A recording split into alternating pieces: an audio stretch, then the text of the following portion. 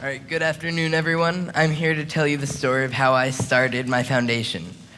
It was my destiny to go into the footwear business. My great-great-grandfather was a shoe manufacturer.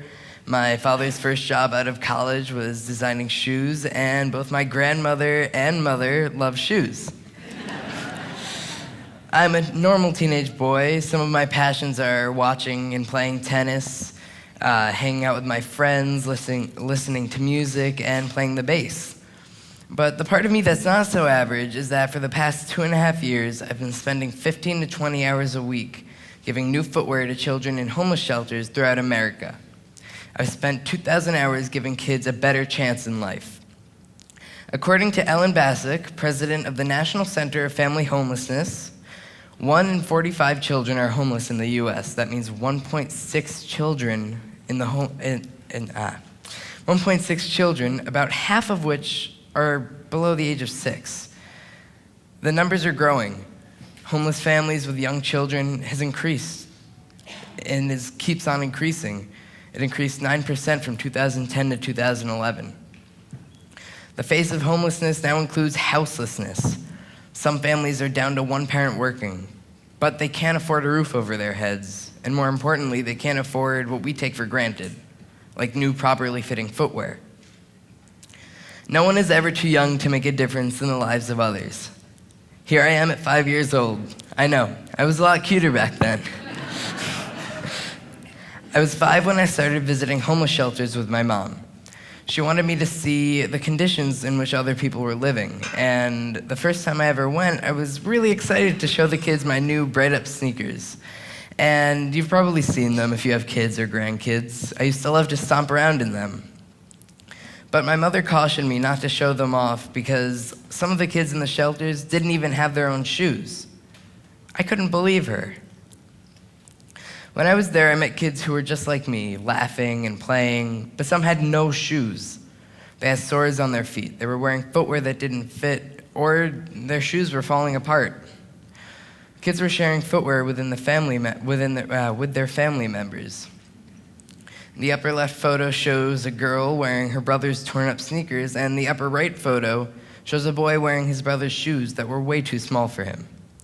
Boys were wearing girls' sneakers. Kids couldn't go to school on a regular day basis because it wasn't their turn to wear the footwear. One child would go to school while the other one would stay at home, and the next day they'd switch. Seeing all of this started me on a mission to give children in the shelters everything I'd outgrown, including my footwear. I made weekly trips to the shelter, and on my first trip, I brought a pair of my old blue winter boots that didn't fit me anymore. And a young boy, he was about 3 years old at the time, came over to me and asked if he could have the boots. And they were clearly too big for him, but I let him have them because he seemed very happy. And the thing I didn't notice is that he wasn't wearing any shoes, and that was because he didn't own any. And that had a very profound effect on me. And I vowed to someday give homeless kids new shoes that would fit them. But I continued to give all I could through my early childhood. Now I'm going to lead you through a hands-on experience. Look to your right or left, and please switch shoes with your neighbor.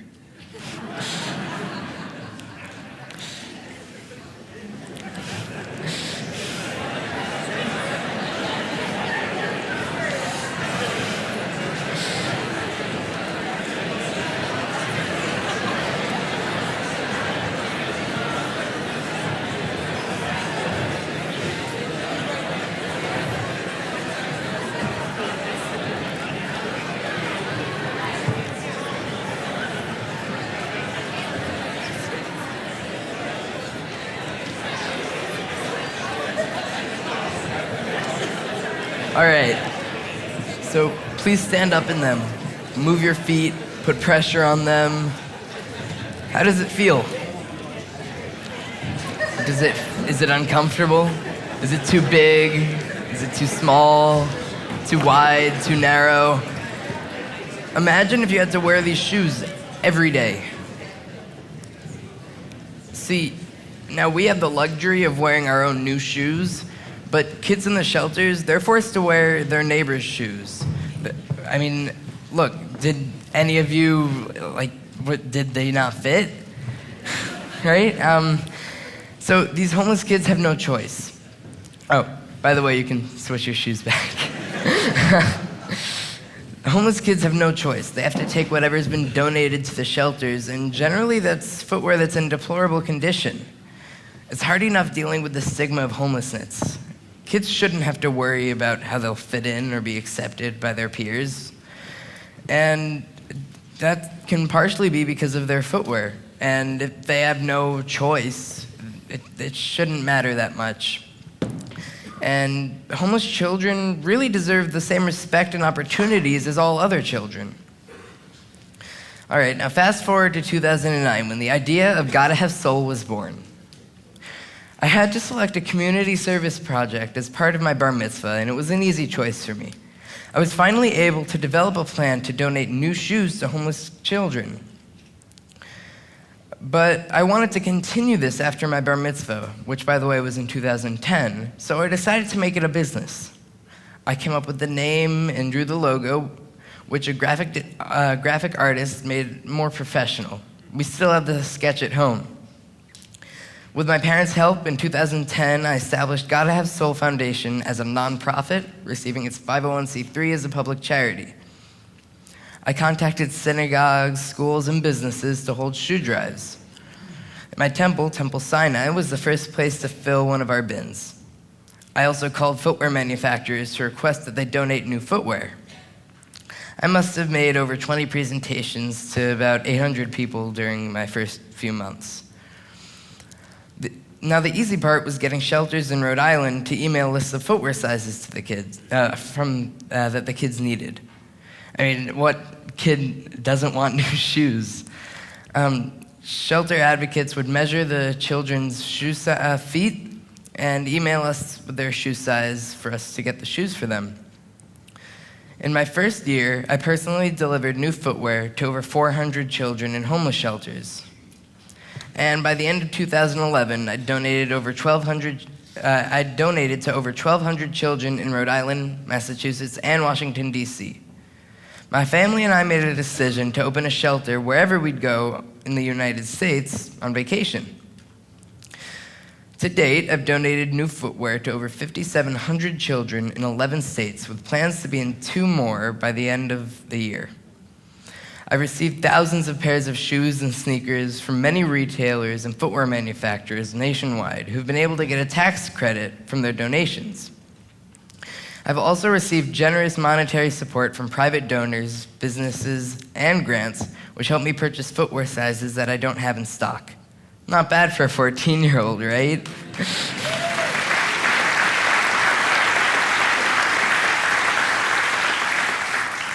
As long as the children are in the shelter, I'll give them new footwear whenever their feet grow, because though I can't give families a home, I can at least try to alleviate the financial burden to an extent.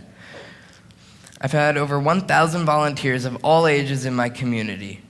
My program is raising community awareness about the issue of homelessness.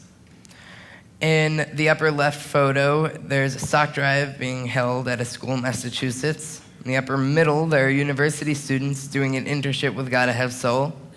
In the upper right, there are members of my community helping package a footwear order. In the bottom left, there's a Boy Scout troop in South Carolina making a delivery. In the lower middle, there are preschool kids decorating footwear boxes. And in the lower right, people from Mayor Cory Booker's office in Newark, New Jersey are making a delivery on our behalf. I've had many special projects. In the left and right photos, as part of Hasbro and Generation On's Make Your Mark Week, Gotta Have Soul had over 60 volunteers who decorated sneakers and made cards. In the center photo, there's a school in Massachusetts that held a fundraiser and a sock drive as part of their Good Deeds Week.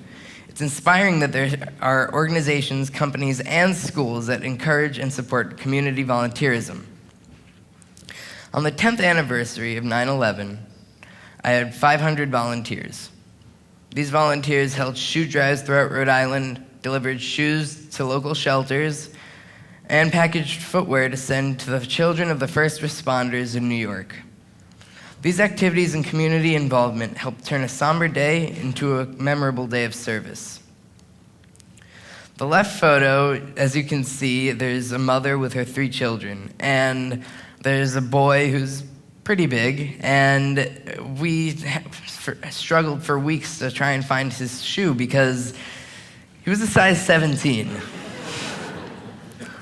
And we finally found it after weeks and weeks of searching, and it was a pretty expensive shoe, as you can imagine. And I was happy to be able to help out this boy and his family, because imagine being in a homeless shelter, trying to pay for your food and trying to have a home, or be able to have being able to have your own home and not have to live in a homeless shelter, not having to spend money on getting shoes, which everybody should have new. In the middle photo, I'm traveling to shelters across the United States. It doesn't matter to me how poor the section is, because, I mean, every kid deserves new shoes, and I'm just happy to be able to give the kids shoes, especially in the poor neighborhoods, because they appreciate it even more. And everybody appreciates when they get these new shoes, because one thing that we highly focus on is not to discriminate against anyone, because treating people with respect and dignity really makes you feel good. And that's something we really try to encourage. In the upper left photo, this shows a child who had a raised self-esteem. It really increased, and letting kids have new shoes, because of being able to have a higher increased self-esteem, they're able to fit in with their peers better. And that's really important, especially as a kid and a teenager. In the middle photo, there's something we like to call families helping families, because when I was in an out-of-state shelter making a donation, I gave shoes to this mother and her 2 children, and they were just overjoyed that they could have shoes that fit them. And the mother really felt good that her kids felt good. So she ran up 3 flights of stairs to their room and came back down holding a box of new shoes. She walked over to me and handed them to me. And because of the way I'd made her feel and her family feel, she wanted somebody else to be able to feel that way as well. So that was just an amazing moment, because no matter how these people are struggling, I hope to be able to make their lives easier and help them feel better about themselves. In the right photo, I'm giving a mother who had 3 children and an infant new shoes. She had no job, and she would have never been able to afford the shoes for her family. So I'm happy to be able to help as many people as I can. In the left photo, a girl was not able to attend school because she didn't have sneakers, and she couldn't participate in gym class. So when I gave her sneakers, she was finally able to go back to school and go to gym and have physical activity. In the middle photo, you may recognize this girl from a few slides back. I've given her 4 pairs of shoes throughout a 1-year period of time. And that's because, as I said earlier, whenever a child's foot grows in the shelter, I try to give them shoes, because every child deserves shoes. It's not a one-time thing. Your feet grow. So I'm just happy to be able to continually give kids shoes. And in the right photo, there's a girl, and this was her first birthday. And as you can see, she's wearing Crocs, which, I mean, a lot of kids like to wear them, but not in the middle of winter, which in Rhode Island can be pretty brutal, and she didn't have any shoes to call her own. So me giving her shoes, she was finally able to stay warm and have a good childhood, I hope. The parents and children are very thankful and appreciative of everything I do. And my dad, when I started this, told me about something called the butterfly effect. And basically, it's that a butterfly in South Africa may flap its wings, and somewhere else in the world, a tsunami happens. So I like to think that I'm helping by giving kids a positive influence, making them feel good, that they're then able to go out somewhere else in the world, whether it's next door or in another country, the hope that they can let someone else feel as good as they are. And One family in a shelter, when I gave them shoes, was so inspired that the little boy, he was 5 years old, he started writing cards or letters for the people serving in our military. And he had all of his friends at the shelter join in, and it was just a really great thing to know that I'm helping make kids feel better, and I'm a positive role model. I've been recognized by many organizations and companies for my volunteer efforts. In 2011, I received the Jefferson Award for Public Service, and Generation On and Rhode Island's own Hasbro Toy Company awarded me with the Hasbro Community Action Hero Award. Is there anyone here from the Jefferson Awards, Generation On, or Hasbro? I would like to thank you for personally supporting me, and I'm very, very honored to help represent youth volunteerism. The commitment to youth volunteerism in all of these organizations, including those in the photos, are outstanding.